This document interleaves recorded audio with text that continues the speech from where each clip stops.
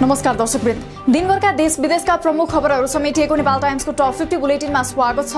म रश्मिता उदास। सुरु गरौँ आजका प्रमुख खबरहरू। निर्वाचनमा आफ्नै दलका नेताहरूलाई मिलाउन प्रधानमन्त्री शेरबहादुर देउवालाई सकस। 2 महिनापछि हुन लागेको स्थानीय निर्वाचनमा माओवादी, एकीकृत समाजवादी र जसपासँग तालमेल गर्ने देउवाले तयारी गरे पनि पार्टीभित्र विरोध। एमसीसी को विरोध गरेको भन्दै एमाले नेता भीम रावल प्रति खनिए प्रधानमन्त्री शेरबहादुर देउवा। मन्त्री परिषदबाट तत्कालीन सरकार हुँदा पास गरेर संसदमा पेश गर्दा त्यसबेला किन आलोचना नगरेको भन्दै गरे प्रश्न। प्रधानमन्त्री देउवाले आफूमाथि लगाएको आरोपको एमाले नेता भीम रावलद्वारा प्रतिवाद। आफू मन्त्री भएका बेला मन्त्री परिषदबाट एमसीसी पारित नभएको जिकिर। प्रधानमन्त्रीले आफूमाथि तुच्छ शब्द प्रयोग गरेको भन्दै पदीय मर्यादा कायम गर्न आग्रह। अर्ली इलेक्सनको अब सम्भावना नभएको माओवादी अध्यक्ष पुष्पकमल दाहालको भनाई। नेकपा एमाले संसद चल्न नदिएकाले अर्ली इलेक्सनको भ्रम फैलाइएको तर्क।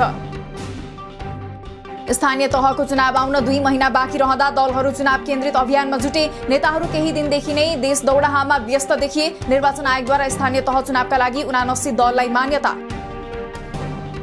स्थानीय तहको निर्वाचनमा आफ्नै चुनाव चिन्ह हलो नदिए चुनाव हुन नदिने राप्रपा अध्यक्ष राजेन्द्र लिङदेनको चेतावनी। आफ्नै चुनाव चिन्ह दिएर द्वन्द्व र मुठभेड रोक्न सरकार र निर्वाचन आयोगलाई आग्रह।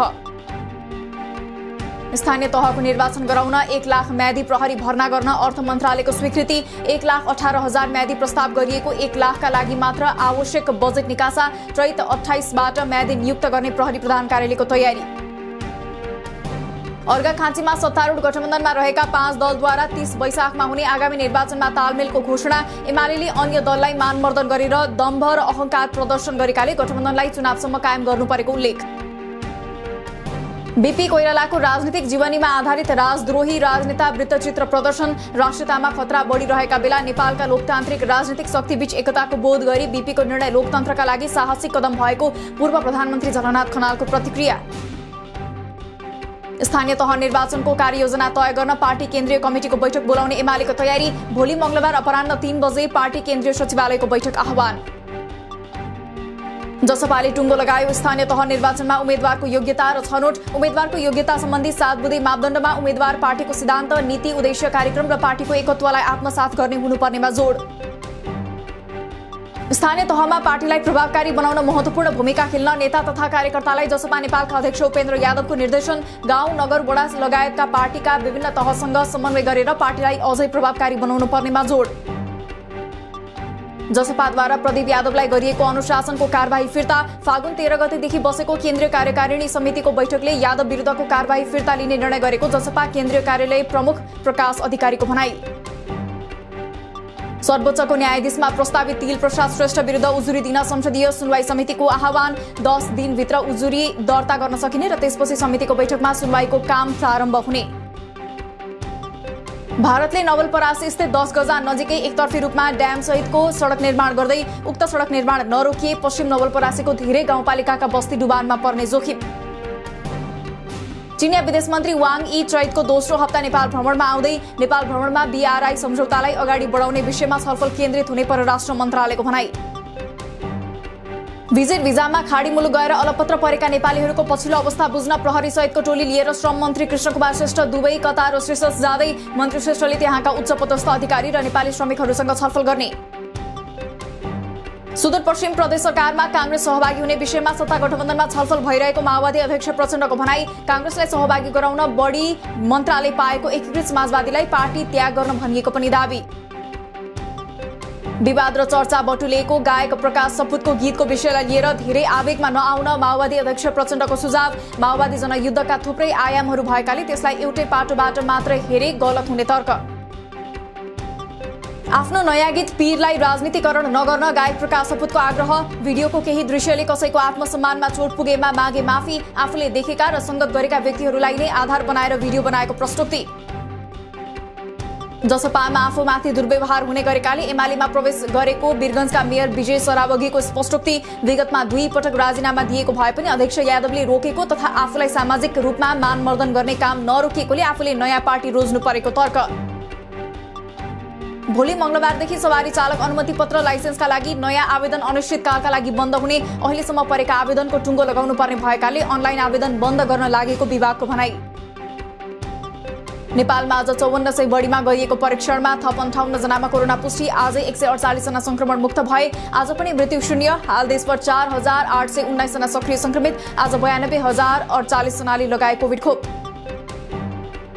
बुटवलमा लुम्बिनी प्रादेशिक अस्पतालको भवन निर्माणका लागि मिलेमतोमा गरिएको विवाद चर्कियो। प्रदेश पूर्वाधार विकास प्राधिकरणका सीईओ अनन्त घिमिरेका अनुसार ठेक्काको स्पेसिफिकेसन र लागत अनुमान मुख्यमन्त्री कुलप्रसाद केसीबाट स्वीकृत भएको दावी।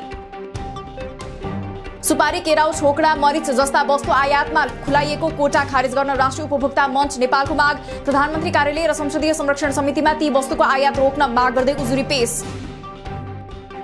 कोरियन भाषा परीक्षाका लागि चैत 14 देखि 21 गतेसम्म भाषा परीक्षाका लागि आवेदन खुल्यो। 18 वर्ष पूरा भई 39 वर्ष पार नगरेका नागरिकले अनलाइन मार्फत आवेदन दिन पाउने। परीक्षाको शुल्क $24 तोकियो।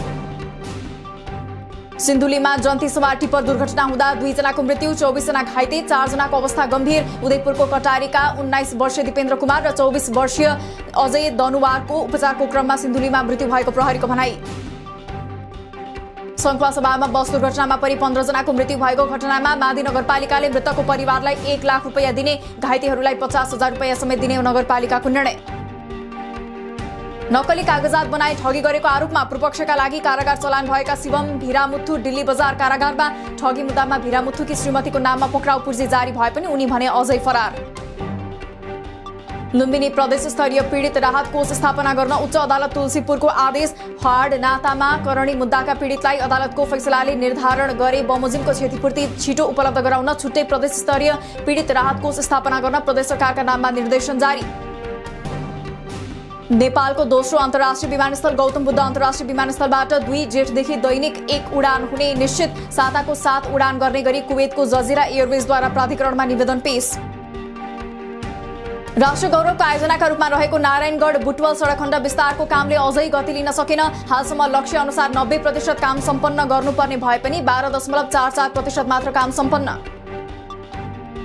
गोर्खाको पालुङटारमा नेपालमा नै पहिलो पटक स्वचालित मेसिनबाट वातावरण मैत्री इँटा उत्पादन सुरु। आगोमा नपोलेको इँटाको चिम्नी मार्फत उत्पादन गरिएको इँटा जस्तै 50 देखि 60 वर्षको आयु हुने कोरियन कम्पनी इन्नोसिएफसीआर को दावी।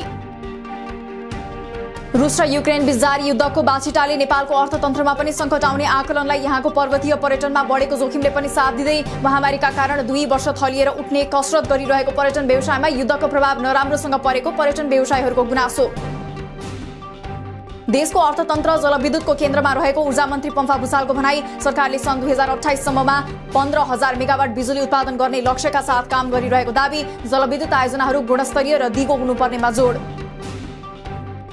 विद्युत प्राधिकरणले आउँदो 2 वर्षभित्रमा कर्णाली प्रदेशका 10 जिल्लाका बासिन्दाको घरमा विद्युत पुर्याउने। विद्युत पहुँच पुगेका कर्णालीका करिब 55% घरधुरीले 20 युनिटसम्मको निःशुल्क विद्युतको सुविधा उपभोग गर्दै। ब्रोकर डेटा सेन्टरमा समस्या आउँदा शेयर बजारको आज सोमबारको कारोबार प्रभावित। समस्या समाधान नभएपछि शेयर कारोबार बन्द। कारोबार रोकिनु अघि नेप्से 0.15 अङ्कले बढ्यो। 1 अर्ब 34 करोड 22 लाखको कारोबार।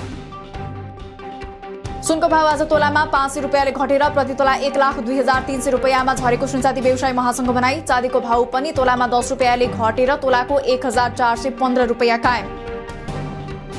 झापा 11लाई 2-1ले हराउँदै त्रिभुवन आर्मी चौथो पटक झापा गोल्ड कप फुटबलको च्याम्पियन बन्यो। झापा 11 भने 5औं पटक पनि उपविजेतामै चित्त बुझाउन बाध्य। झापा 11 का forward Bishal Rai a life time अचिभमेन्टको अवार्डबाट सम्मानित। आईसीसी विश्व क्रिकेट लिग 2 अन्तर्गत 1 दिवसीय क्रिकेट श्रृङ्खला खेल्न नेपाली टोली श्रीलङ्काबाट संयुक्त अरब इमिरेट्स यूएई प्रस्थान। यूएई र पपुवा न्युगिनीसँगको श्रृङ्खला अन्तर्गत नेपालले आफ्नो पहिलो खेल चैत 2 गते पीएनजीसँग खेल्ने। अन्तर्राष्ट्रिय क्रिकेट काउन्सिलद्वारा महिनाकै उत्कृष्ट खेलाडी अर्थात् प्लेयर अफ द मन्थको घोषणा। फेब्रुअरी महिनाको उत्कृष्ट खेलाडीमा पुरुषतर्फ भारतका ब्याटर श्रेयस अय्यर र महिलातर्फ न्युजिल्यान्डकी अलराउन्डर अमिलिया केर। रुसद्वारा चीनसँग ड्रोन सहित सैन्य एवं आर्थिक सहयोग मागेको अमेरिकी अधिकारीको दावीको चीनद्वारा खण्डन। रुसले सैन्य एवं आर्थिक सहयोग मागेको अमेरिकी अधिकारीको दावी सत्य नभएको टिप्पणी। युक्रेनमा रहेका आफ्ना नागरिकलाई तत्काल स्वदेश फर्किन युक्रेन स्थित अमेरिकी राजदूतावासको आग्रह। रुसी आक्रमण जारी रहेका शहरहरूमा मानिसहरू कठ्याङ्ग्रिदो चिसोमा बिजुली र पानी बिना बस्न बाध्य। 33 रुसी व्यवसायीहरू र तिनका परिवारहरूमाथि अस्ट्रेलियाद्वारा प्रतिबन्ध। रुस र युक्रेन बीच जारी युद्धको आज 19औं दिन नयाँ चरणको वार्ता हुँदै भिडियो कन्फरेन्स मार्फत हुने वार्तामा विश्वभरको नजर। रूस र युक्रेनका अधिकारीले भिडियो कन्फरेन्स मार्फत बैठक गर्दै दुवै पक्षबीच हुन लागेको नयाँ चरणको वार्तासँगै रूस युक्रेन युद्ध चाँडै अन्त्य हुने आशा, मस्कोले कियेभलाई अल्टिमेटम दिन छाडेको र हाम्रा प्रस्तावलाई ध्यान दिएर सुन्न थालेको युक्रेनको भनाई। पश्चिमी युक्रेन स्थित एक सैन्य अखडामाथि क्षेप्यास्त्र हमला गरी 180 जना भाडाका विदेशी सैनिक मारेको रूसको दावीलाई विशुद्ध प्रोपोगण्डा भन्दै युक्रेनद्वारा अस्वीकार। आइतबार रूसले यावोरिभ स्थित सैन्य तालिम केन्द्रमा 30 भन्दा बढी क्षेप्यास्त्र प्रहार गर्दा 35 जनाको मृत्यु, 134 घाइते। युक्रेनका शरणार्थीहरूलाई आश्रय दिने आफ्ना नागरिकहरूलाई प्रति महिना 350 पाउन्ड भत्ता दिने बेलायत सरकारको घोषणा। बेलायतका नागरिकले एक युक्रेनी व्यक्ति वा परिवारलाई आफ्नो घरमा सित्तैमा बस्न दिन वा अलग्गै सम्पत्ति उपभोग गर्न दिन सक्ने। युरोपमा रूसबाट हुन सक्ने खतराबीच हतियार आयात वात्तै बढ्यो। युरोपमा पछिल्लो 5 वर्षभित्र हतियार आयातमा 19% उल्लेख्य वृद्धि। 5 वर्षमा धेरै हतियार किन्ने मुलुकमा एसिया र ओसेनिया, धेरै हतियार बिक्री गर्ने मुलुकको सूचीमा अमेरिका। अमेरिका र फ्रान्समा फेला पर्यो कोभिडको नयाँ भेरिएन्ट। ओमिक्रोन र डेल्टासँग मिल्दोजुल्दो भएको अनुसन्धानबाट पुष्टि। डेल्टाक्रोन नाम दिएको उक्त भेरिएन्टमा डेल्टा र ओमिक्रोन दुवैको असर देखिने। र सुडानमा भइरहेको हिंसा अन्त्यका लागि संयुक्त राष्ट्रसङ्घको आह्वान। सुडानका सबै दलहरूलाई हिंसा त्यागेर शान्तिपूर्ण वार्ताका माध्यमबाट समस्याको समाधान खोज्न राष्ट्रसङ्घीय मिसनको आग्रह। दिनभरका देश विदेशका प्रमुख खबरहरू समेटिएको नेपाल टाइम्सको टप 50 बुलेटिन अहिलेलाई सकियो। हामी भोलि फेरि टप 50 समाचारका साथ उपस्थित हुने नै छौँ। नेपाल टाइम्सको युट्युब च्यानल सब्स्क्राइब गरिदिनु भएकोमा र फेसबुक पेज लाइक गरिदिनु भएकोमा धन्यवाद। ताजा खबरहरू नेपाल टाइम्सको अनलाइन पोर्टल www.nepaltimes.net मा पनि गएर हेर्न सक्नुहुनेछ। नेपाल टाइम्स हेर्दै गर्नुहोला। नमस्कार।